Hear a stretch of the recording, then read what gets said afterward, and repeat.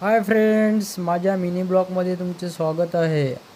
आणि आम्ही गोव्याच्या ट्रिपसाठी निघालो होतो. रात्री बरोबर 2:30 वाजले होते आणि आम्हाला भेटला होता मुसळधार पाऊस.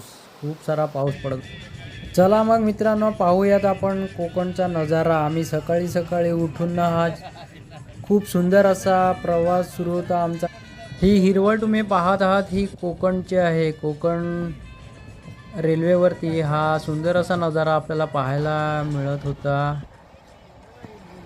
निसर्गाचा आस्वाद घेत आम्ही पुढे जात होतो. आमची ट्रेन बरीच लेट झाली होती आणि कसेबसे आम्ही सकाळी 12-11च्या दरम्यानमध्ये गोव्यामध्ये पोहोचणार होतो. आणि मध्येच खूप स्लो स्पीड होत होता ट्रेनचा. आणि पाहता पाहता हा सुंदर असा निसर्गाचा आस्वाद आम्ही घेत होतो ट्रेनमध्ये जाताना. चहा आणि जे ट्रेनमध्ये जे काही भेटत होतं खाण्यासाठी त्याचा आस्वाद घेत आम्ही पुढे जात होतो. आणि पाहू शकता तुम्ही ट्रेन किती उंचावरती आहे आणि ही दिसणारी हिरवळ आहा, एकदम मन प्रसन्न करणारी होती. आणि आम्ही खूप याची मज्जा घेतलेली आहे. इतका सुंदर निसर्ग आम्हाला पाहायला भेटला गोव्याच्या ट्रिपमध्ये.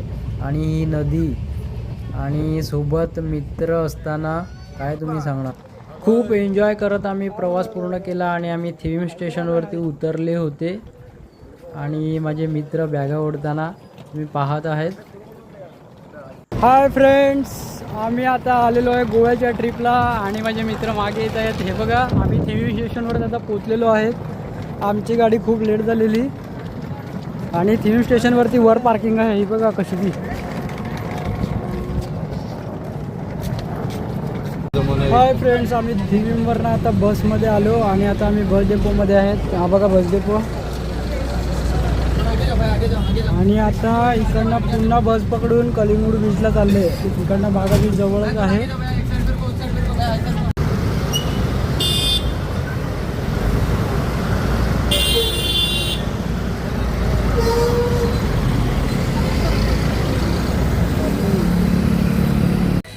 थीम स्टेशनवरून म्हापसाला जाण्यासाठी तिकडनं पाऊण ते 1 तास लागतो. आणि आम्ही बसमध्ये बसून डेपोमध्ये जात होतो. आम्हाला जाता जाता संध्याकाळ झालेली होती आणि हा सूर्य मावळताना आपण पाहत आहात. सुंदर अशा तिकडनं गाड्या येत होत्या आणि हा नजारा बघण्यासारखा होता. आमची ट्रेन जवळजवळ 8 तास लेट झाली होती. आम्हाला गोव्याच्या बीचवर पोचण्यासाठी संध्याकाळ होणार होती.